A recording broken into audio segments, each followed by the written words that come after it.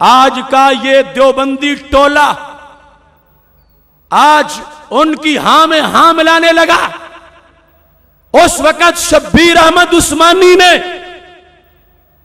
ملک عبدالعزیز سے بحث کی, نجدی علماء سے بحث کی, یعنی ان کی اعتقادی دوسری غلطیاں کفریات جو ہے اپنی جگہ, اور برکت اور تبرک کے عقیدے پر جھگڑا کر لیا وہاں جا کے.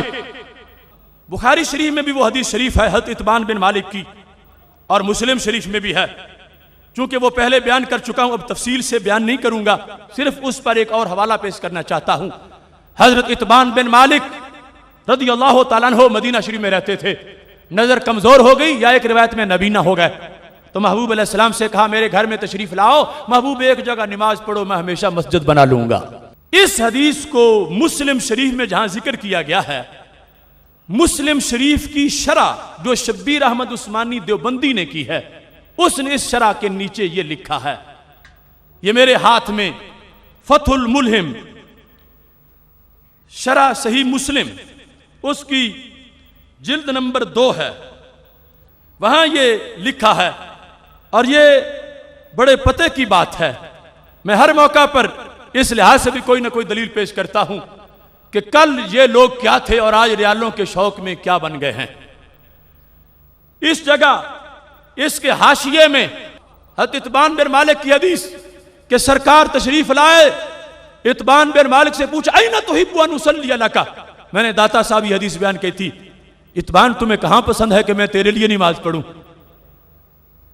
یہاں سے ثابت کیا ہوا, یہ لکھتے ہیں قال النووی, شبیر عثمانی نے لکھا کہ امام نووی کہتے ہیں فیہ التبرک بالصالحین و آثارہم, اس سے پتا چلا کہ نیک لوگوں سے اور ان کی نشانیوں سے تبرک حاصل کرنا چاہیے.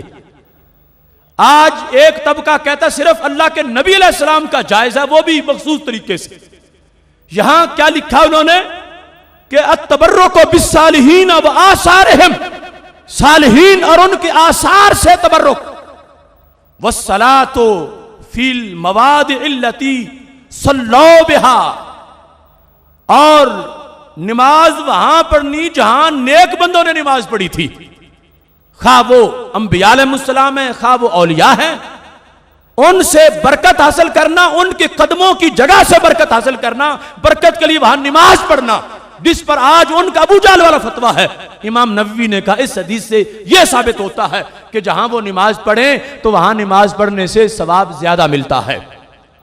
اور اس کے ساتھ کہا وَتَتَبُّعُ ابْنِ عُمَرَ آثَارَ النَّبِيِّ صلی اللہ علیہ وسلم وَصَلَاتُهُ فِي مَوَادِ صَلَاتِهِ صلی اللہ علیہ وسلم.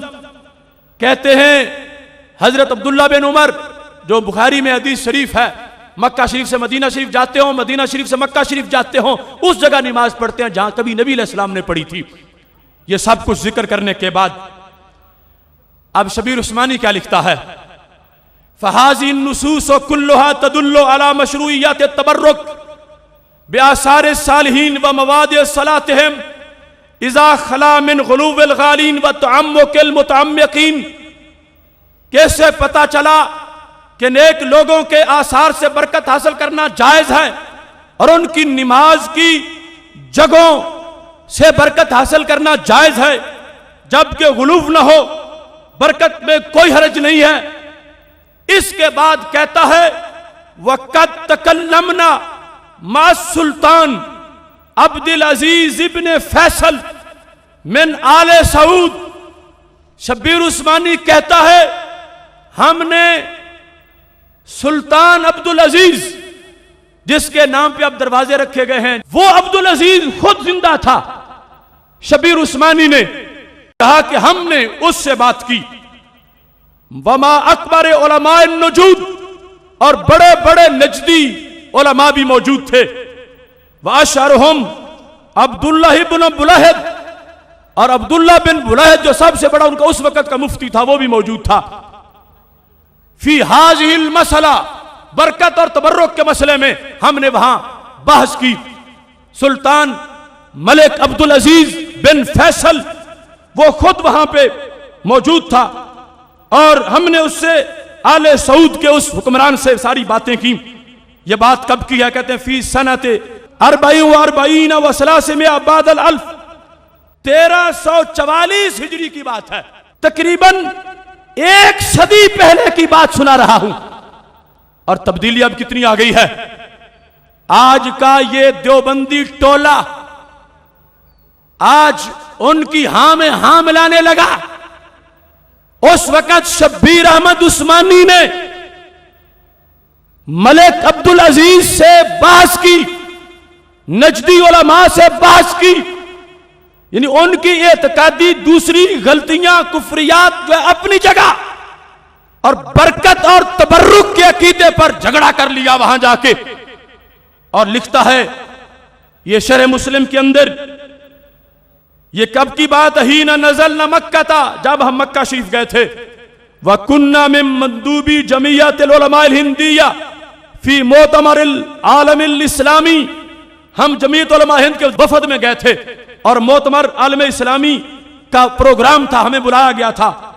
وَأَرَدْنَا عَلَيْهِمْ هَذِهِ الْآثَارِ، ہم نے ملک عبدالعزیز پر اور اس کے مفتیوں پر یہ ساری دلیلیں پیش کر دیں کہ حضرت عبداللہ بن عمر رضی اللہ تعالیٰ عنہ مدینہ شریف سے مکہ شریف جا رہے ہوں، وہ جگہ ڈھونڈ کے نماز پڑھتے ہیں جہاں سرکار علیہ السلام نے کبھی پڑھی تھی. اور اتبان بن مالک برکت کے حصول کے لیے سرکار کو گھر بلاتے ہیں اور پھر ان جگہوں کو مسجد بنا لیتے ہیں، ان قدموں کو. کہتے ہیں ہم نے ساری باتیں ان سے کی، ہم نے یہ واضح کیا تدل علی نفی قولہم، جتنے بھی آثار ان کے مسلک کی نفی کرتے تھے ہم نے پیش کر دیے. ان کا مسلک کیا ہے؟ بکون التبرک بالامکنۃ والمواد بدعۃ او غیر مشروع. ہم نے کہا جو تم نے مذہب بنا رکھا ہے کہ برکت کے حصول کے لیے کسی جگہ جانا نماز پڑھنا، تم اس کو یا بدعت کہتے ہو یا غیر مشروع کہتے ہو. یہ اس وقت کا فتویٰ بدعت کا تھا، اب حرام کا ہے. یہ دیکھو بدبختی میں ایڈوانس کتنے ہو گئے. اب جو کتابیں چھپتی ہیں وہاں لکھا ابو جہل سے بڑے مشرک ہیں وہ لوگ جو وہ نشان ڈھونڈے جہاں کب نبی علیہ السلام نے نماز پڑھی تھی. برکت کے حصول کے لیے اگر ایسا کریں، اس وقت فتویٰ بدعت کا تھا یا عدم جواز کا تھا. تو شبیر احمد عثمانی نے کہا تم کہتے ہو ناجائز ہے، صحابہ کہتے ہیں جائز ہے. صحابہ کر رہے ہیں، تم روک رہے ہو، تمہارا مذہب ٹھیک نہیں. برکت تبرک کے موضوع پر تم غلطی پر ہو، تم نفی کرتے ہو، صحابہ اس بات کرتے ہیں. تو جواب کیا ملا؟ یہ دیکھو اس کتاب میں لکھا ہے فلم یاتو بجواب شاف، کوئی صحیح جواب نہیں دے سکے. سلطان ملک عبدالعزیز بن فیصل اور نجدی علماء میری دلیلوں کا کوئی جواب نہیں دے سکے سوى المعارضات بقصة قطع الشجرة التي رواها ابن سعد في الطبقات. کہتے ہیں بار بار وہ حدیبیہ والے درخت کی بات کرتے تھے کہ وہ حضرت عمر رضی اللہ تعالیٰ نے کٹوا دیا تھا. میں کہتا تھا دیکھو کتنی حدیثیں ہیں کہ صحابہ نبی علیہ السلام کے قدموں کی برکت لینا چاہتے ہیں، جاتے ہیں، نماز پڑھتے ہیں. وہ پھر کہتے ہیں نہیں حضرت عمر رضی اللہ تعالیٰ عنہ نے وہ حدیبیہ والا درخت کٹوا دیا تھا. اس وقت چونکہ میں اس کا قول پیش کر رہا ہوں اور اس نے جو جواب دیا صرف وہی ذکر کروں گا اور پھر کسی موقع پر اس کی ساری بحث کروں گا انشاءاللہ. اب یہاں پر اس نے رد کیا. آج کا دیوبند کا طبقہ ہمارے مقابلے میں وہ بیت رضوان والے درخت کو اٹھا کے لاتے ہیں. وہ اپنے دادے سے پوچھیں کہ اس نے کیوں ڈٹ کے مقابلہ کیا وہاں پہ اور وہاں کیوں ان کو جھوٹا کہا اور اس قصے کے جواب دیے. کیا لکھا ہے فتح الملہم شرح مسلم کے اندر؟ اس نے لکھا ہے وَهُوَ مَا كَوْنِهِ مُنْقَطِعًا لِأَنَّ نَافِعَ لَمْ يُدْرِكْ عُمَرَ كَمَا فِي التَّهْذِيبِ. کا یہ بیت رضوان والے واقعے کو ہمارے مقابلے میں تم پیش نہیں کر سکتے. پہلا جواب یہ ہے کہ یہ بات ہے ہی منقطع، یہ متصل ہی نہیں ہے. کیوں؟ کہا کہ اس کو حضرت نافع نے حضرت عمر رضی اللہ تعالیٰ عنہ سے روایت کیا ہے اور کہا تہذیب میں لکھا ہے کہ لِأَنَّ نَافِعَ لَمْ يُدْرِكْ عُمَرَ. حضرت نافع کی تو حضرت عمر سے ملاقات ہی نہیں ہوئی. جب ملاقات ہی نہیں ہوئی تو حدیث ہی منقطع ہو گئی، بات ہی منقطع ہو گئی، متصل ہی نہیں ہے.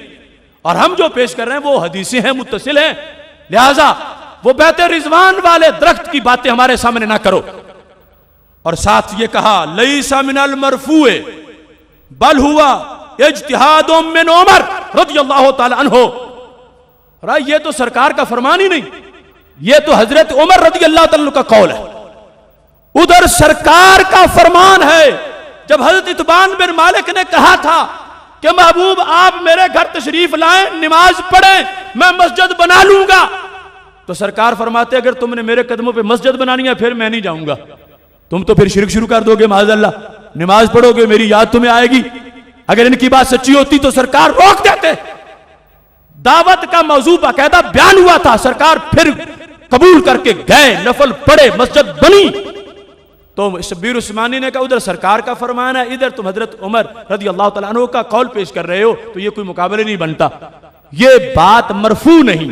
پہلا اعتراض تھا متصل نہیں, دوسرا تھا مرفوع نہیں, چونکہ یہ قول صحابی ہے, قول رسول علیہ السلام نہیں. اور ساتھ کہا حضرت عمر بھی ہمیں سر آنکھوں پہ, ہم ان کی بات بھی مانتے ہیں, لیکن فعلہ لمصلحۃ رآہا مرجحہ, یہ حضرت عمر رضی اللہ تعالی عنہ نے جو کام کیا تھا, کہا یہ اس وقت کا ایک عارضی حکم تھا. فلیس ہوا من بیان المسئلہ, یہ بیان مسئلہ نہیں تھا, یہ قیامت تک کی پالیسی نہیں تھی, یہ اس معین درخت کے لحاظ سے تھا. اس واسطے کہ تعیین ختم ہو چکی تھی, اور تعیین چونکہ ختم تھی تو اس واسطے وہ نیا کام جو ہے وہ شروع ہو گیا, اور اس کے لیے تعیین چونکہ ختم ہو چکی تھی تو حضرت عمر رضی اللہ تعالیٰ عنہ نے ایسا کام کیا. اس وقت شبیر عثمانی نے وہ جو واقعہ پیش کیا جا رہا تھا حدیبیہ والے بیت رضوان والے درخت کا, اس کا بھی جواب دے کر ان کے دلائل مسترد کر دیے, اور کہا نہیں تم جھوٹے ہو اس مسئلے میں, سچ وہ ہے جو صحابہ کرام رضی اللہ تعالی عنہم کے پاس ہے. تو ہم یہ کہہ سکتے ہیں دنیا نے اپنے آپ کو بدلا گھڑی گھڑی, ایک ہم اہل عشق ہیں جہاں تھے وہیں رہے, جو کل جھگڑے تھے وہاں جا کر آج بگڑے ہیں کہاں جا کر. اور انہوں نے یہ فتوے دینے شروع کر دیے اور ہمارے خلاف بولیاں بولنے لگے کہ یہ بریلوی ہیں جو شرک کرتے ہیں اور تبرک اور برکت کے عقیدے پہ رکھتے ہیں. یقین یہ صحابہ کا عقیدہ ہی نہیں تھا, جبکہ بڑا تو وہاں جا کے جھگڑ رہا تھا اور صحابہ کے عقیدے کے لحاظ سے بات بیان کر رہا تھا. پتہ چلا یہ عقیدہ, یہ توحید کا انداز جو اہل سنت و جماعت کا ہے, یہ صحابہ سے چل کے آیا ہے, جو کل بھی ہمارا عقیدہ تھا آج بھی ہمارا عقیدہ ہے.